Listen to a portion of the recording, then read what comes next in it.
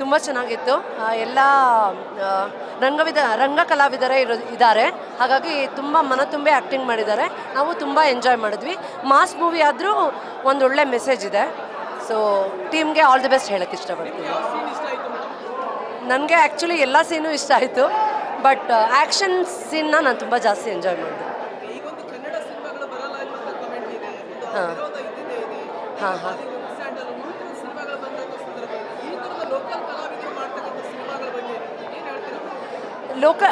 Subject ತೊಗೊಂಡ್ರೆ actor ಅಂದರೆ ಹೊಸಬ್ರಾಗಲಿ ಹಳಬ್ರಾಗಲಿ matter ಆಗಲ್ಲ.